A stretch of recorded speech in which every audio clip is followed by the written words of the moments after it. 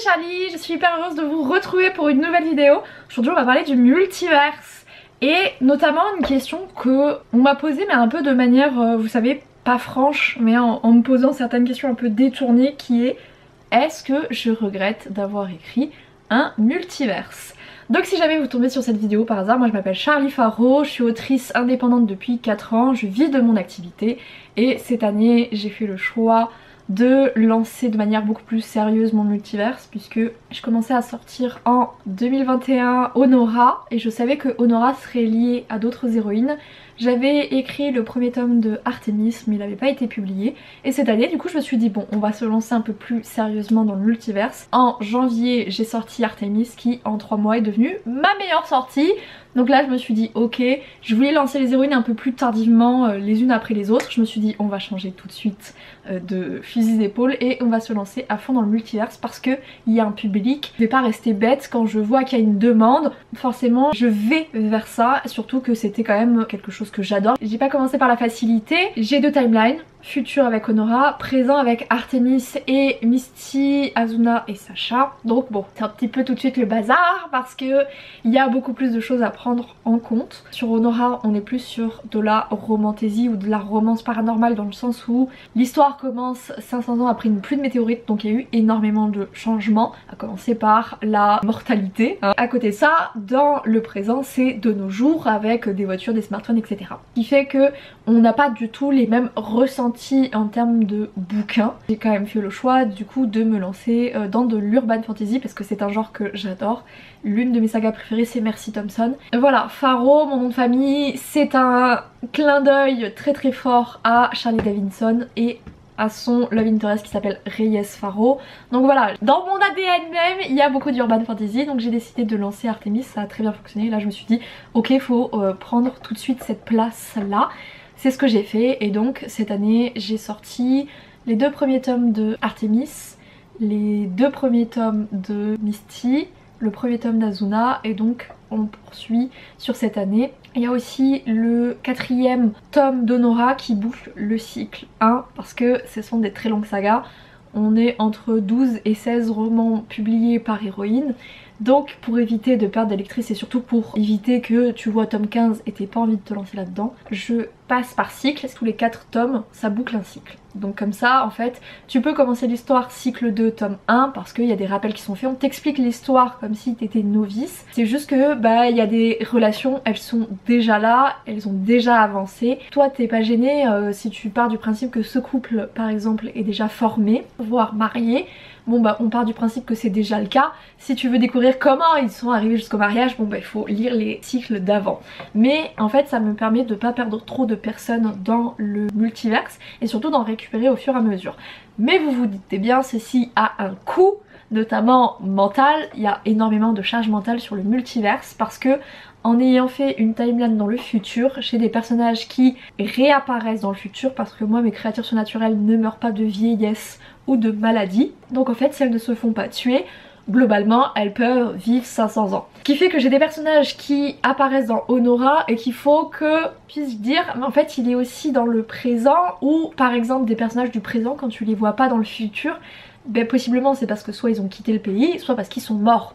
Donc ça a été extrêmement difficile. Là où Honora au début j'étais en mode relax, tranquille, là j'ai commencé à me dire ouais là il va falloir réfléchir un peu plus en profondeur quand même. Ça n'a pas été simple, je pense que si j'avais fait cette vidéo 2 mois après avoir écrit le tome 1 de Misty, mon avis il aurait été très différent je pense. Je me souviens que avril, mai, juin, c'était une période qui était difficile en vrai mentalement parce que je pouvais passer des heures et des heures dans mon lit à réfléchir à tout, à chaque petite intrigue, à chaque personnage secondaire, parce qu'il n'y a pas de coïncidence dans un multiverse.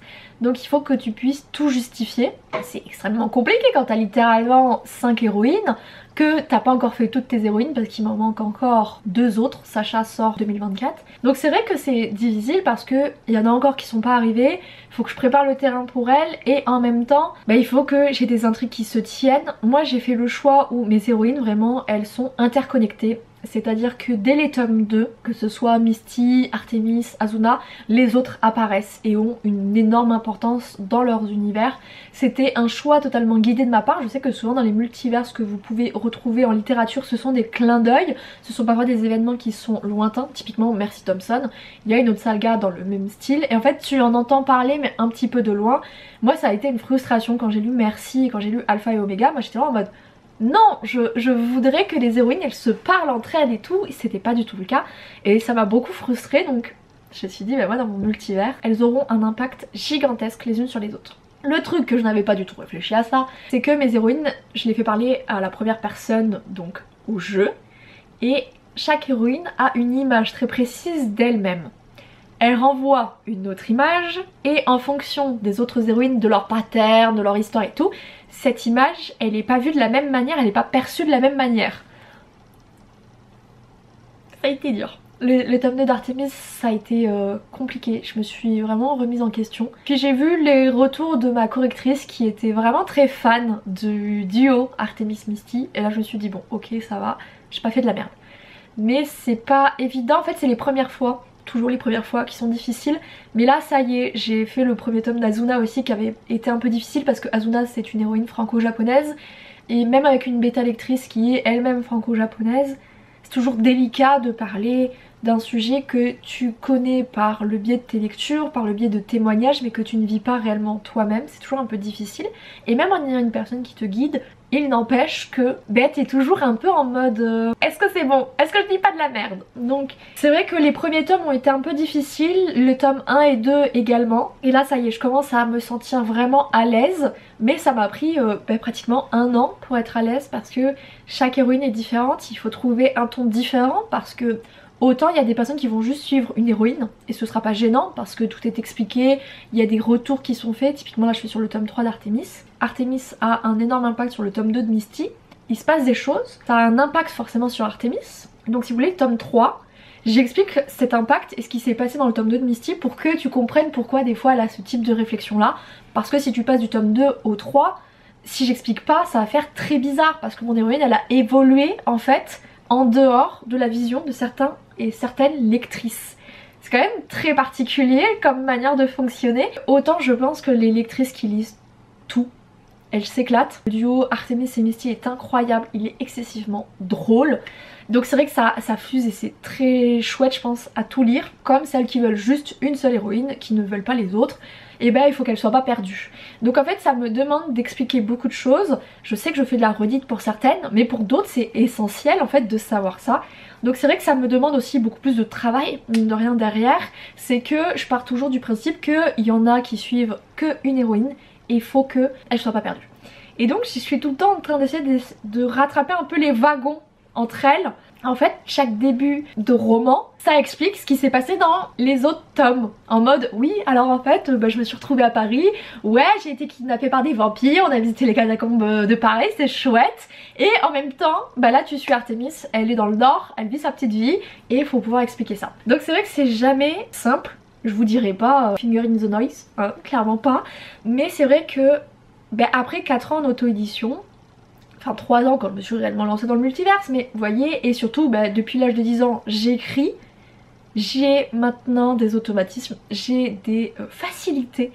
Je me souviens, Misty, faut savoir que c'est une héroïne que j'ai imaginée à mes 16 ans et je pense que pour la sortie du tome 3 je vous ferai les différences entre Misty de quand j'avais 16 ans et la Misty que j'ai imaginée à mes 27 parce qu'il y a des choses à dire. Mais c'est vrai qu'il y a quand même un socle et si vous voulez à mes 16 ans j'ai arrêté d'écrire sur Misty parce que je sentais que je n'étais pas du tout capable de l'écrire, j'avais pas les capacités, je sentais que j'étais bloquée partout en fait, par l'histoire et tout, je sentais que j'étais pas à l'aise. Donc j'ai arrêté l'histoire, je me suis dit quand je me sentirai plus à l'aise, quand j'aurai pris en compétence, je reviendrai dessus. Et 11 ans plus tard je suis revenue dessus et c'est vrai que c'est beaucoup plus facile maintenant d'écrire sur Misty parce que j'ai beaucoup évolué dans mon écriture, dans ma manière d'aborder les intrigues, etc. Et c'est vrai que en écrivant autant en si peu d'années, j'ai fait des progrès monstrueux. C'est-à-dire que tu regardes En bûche de Noël versus le dernier là qui est sorti, qui est ma dernière romance de Noël, ou même juste le tome 2 de Misty, c'est le jour et la nuit quoi. Il y a eu un vrai changement sur mon style, sur la manière dont je gère les personnages et tout. J'ai la chance aussi d'avoir une correctrice qui ne gère pas juste la forme, elle fait le fond, elle m'a énormément aussi aidé à m'améliorer. Je vais pas vous mentir, je dois beaucoup à Cécile. Donc c'est vrai qu'aussi c'est l'avantage, c'est que à la base Cécile c'est une lectrice, donc en fait elle connaissait déjà Honora. Elle avait lu Artemis et donc c'est vrai qu'elle connaît mine de rien bien le multiverse et des fois ça lui arrive de dire ça je trouve que ça ressemble pas à ton héroïne. Ou ça, je pense pas qu'elle le dirait comme ça. Et c'est vrai que c'est agréable aussi, c'est d'avoir quelqu'un qui connaît bien votre univers pour pouvoir vous aider. Et c'est vrai que Cécile sur ça, pépite, c'est aussi grâce à ses commentaires quand des fois elle fait des références en mode est-ce que ça c'est pas par rapport à ça que je me dis ok potentiellement il y a des lectrices qui ont vu ce lien là dans le multiverse, comme je sais que a priori elle a pas tout vu dans le multiverse, elle a pas tout compris. Ça me fait très plaisir. Ça me permet aussi d'avoir un peu le retour entre guillemets d'une lectrice dans le sens où elle me fait part en direct finalement des liens qu'elle voit entre chaque héroïne et ça c'est exceptionnel ça. Et c'est vrai qu'au début j'ai vraiment douillé, je vais pas vous mentir, je vais pas faire semblant, j'ai vraiment souffert parce que ça me prenait une place monstrueuse et je vais pas vous mentir, ça me prend une place monstrueuse parce que j'ai un Obsidian, donc qui est un logiciel où je crée mes fiches personnages, c'est un enfer. Je vous mets là une petite capture d'écran actuellement de tous les liens entre chaque personnage. Voilà, c'était plus une toile d'araignée à ce niveau là, on a passé le stade supérieur. C'est que on est un peu au tout début, on est encore dans les cycles 1 de chaque héroïne.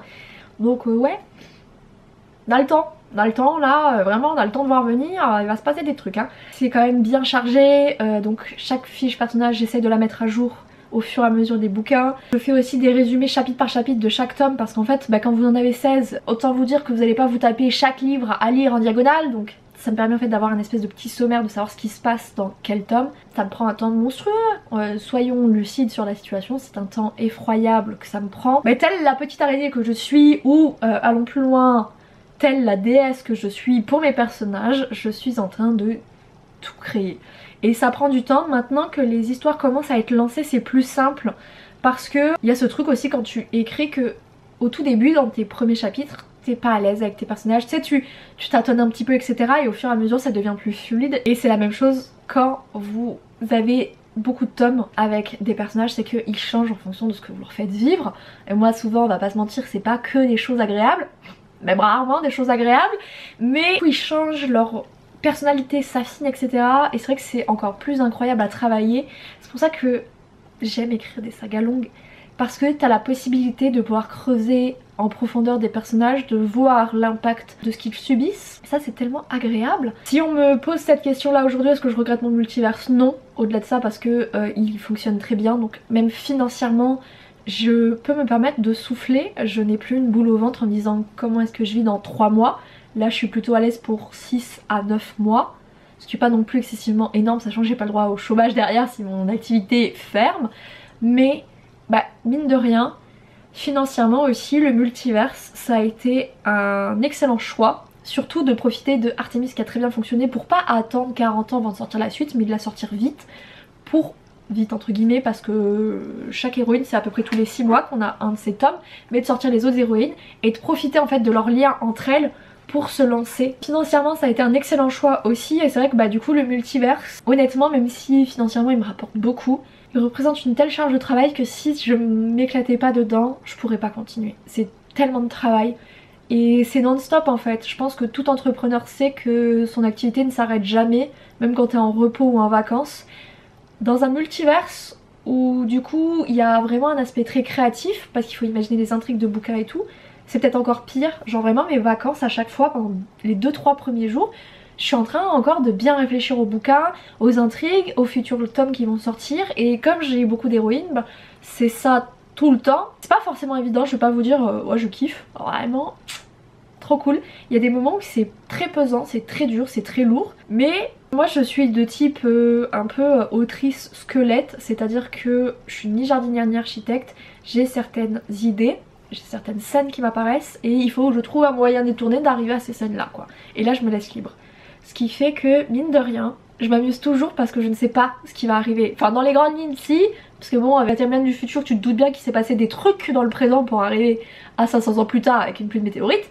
Mais je m'amuse, je m'éclate aussi, c'est un challenge énorme. Mais finalement je crois que pour éviter la routine, c'est comme un couple, faut parfois se surprendre. Et là je me suis plus que surprise. C'est très agréable de s'éclater, de partir dans un projet totalement fou et d'avoir des gens random que tu ne connais pas, qui ne te connaissent pas en dehors de tes livres, genre ils me connaissent que via Amazon et qui se disent ok j'achète son livre, qui se disent putain c'était genre incroyable, en fait on va continuer, genre vas-y son univers il me plaît de fou, genre je vais me lancer dedans, ça va être génial, on va s'éclater. Et il y a des personnes comme ça qui me font confiance et à chaque nouvelle héroïne, à chaque nouveau tome sur les héroïnes, ils sont à fond, ils te suivent. En vrai quand j'y pense je me dis ça c'est fou, il y a des gens, genre tous les mois ils attendent un truc, c'est ma nouvelle sortie.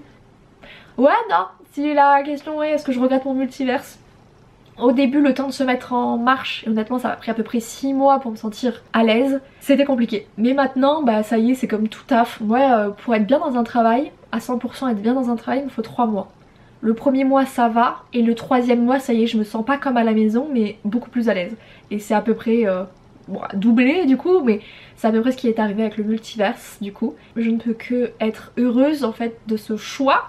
Merci à mon moi du passé de t'être relancé là-dedans, merci infiniment, avec tes idées à la con, mais quelle fierté. Donc non, je regrette pas du tout mon multiverse, à voir comment ça se passe dans les futures années, parce qu'il y a toujours un truc qui est soumis, il faut que ça marche. Si jamais demain je fais plus aucune vente, ça va être un petit peu compliqué si vous voulez de continuer à publier 9 bouquins dans l'année si j'arrive pas à en vivre.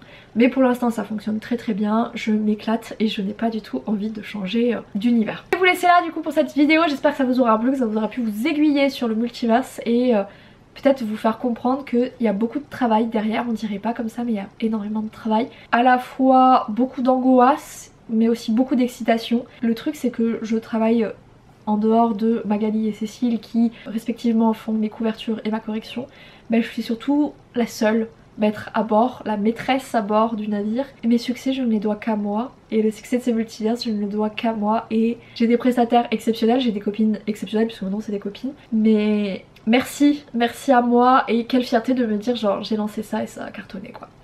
Bref, moi je vais vous laisser là, je vous fais à tous de gros bisous, je vous aime tous très fort, ciao ciao.